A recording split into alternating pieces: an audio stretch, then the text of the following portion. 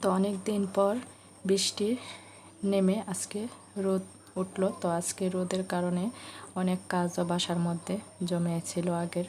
তো কি করব, তো এত কাজ, এতদিন বৃষ্টির কারণে কোনো কিছু পরিষ্কার পরিচ্ছন্ন করতে পারিনি।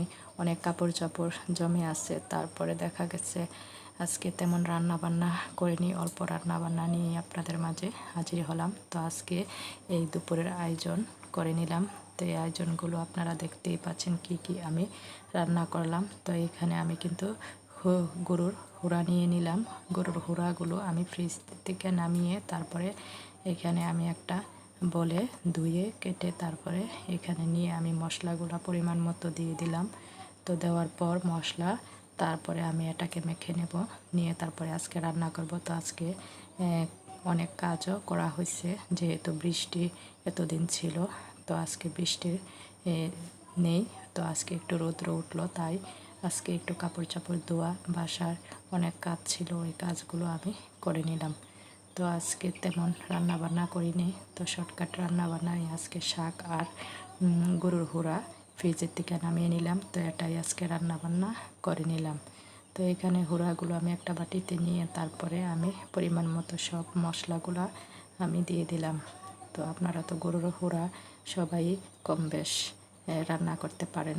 তো এমন কোনো আপু নেই যে রান্না করতে পারে না। রান্না আসলে একটা শিল্প, এটা সবাই কম বেশ সবাই পারে। তো যে যেরকমভাবে রান্না করতে পারে। তো এটা আজকে আমি রান্না করব। তো এখানে আমি সব মশলা দেওয়ার পর পেঁয়াজ কুচি দিয়ে তারপরে সরিষার তেল পরিমাণ মতো দিয়ে দিলাম। তারপরে আর কি এইখানে আমি হাত দিয়ে মেখে মেখে নিয়ে নেব, হুড়াগুলো মেখে নিয়ে একসাথে মিক্স করে নিয়ে নেব। তো আসলে যে কোনো মাংসই আপনি মশলা আগে দিয়ে যদি মেখে নিয়ে তারপরে রেখে দেন 15-10 মিনিটের মতো, তাহলে কিন্তু মাংসটা রান্নার পরে একটা ভালো একটা ঘ্রাণ আসে। তো ওই রান্নাটা কিন্তু অনেক ভালো লাগে, মশলাটা একেবারে মাংসের সাথে মিশে যায়। তো ওই রান্নাটা কষা কষা করে রান্না করলেও কিন্তু অনেক ভালো লাগে। তো আজকে আমি গ্যাসেরই মধ্যেই রান্না করলাম। বাকিটা আর কিছু আমি রাইস কুকারের মধ্যে বসিয়ে দিয়ে রান্না করলাম। তো এটা কিন্তু রাইস কুকারের বাটির মধ্যে আমি বসিয়ে দিলাম।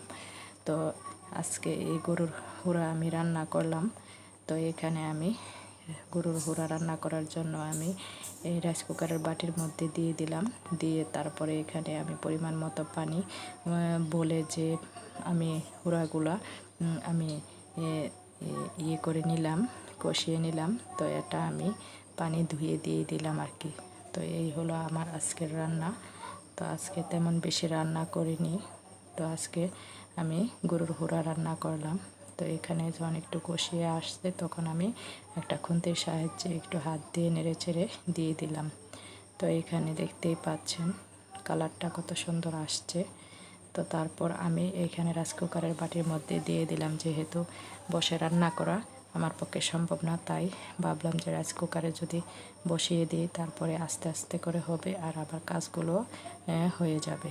তো এই জন্য আমি রাইস কুকারে বসিয়ে দিলাম। তো এখানে বুটের ডালগুলো আমি ধুয়ে একটা ঝাঁকিতে রেখেছিলাম আলাদা করে। তো এটা আমি দিয়ে তারপরে এখন অনেকক্ষণ কষিয়ে নেব। তো 15 মিনিটের মতো আমি কষিয়ে নিব।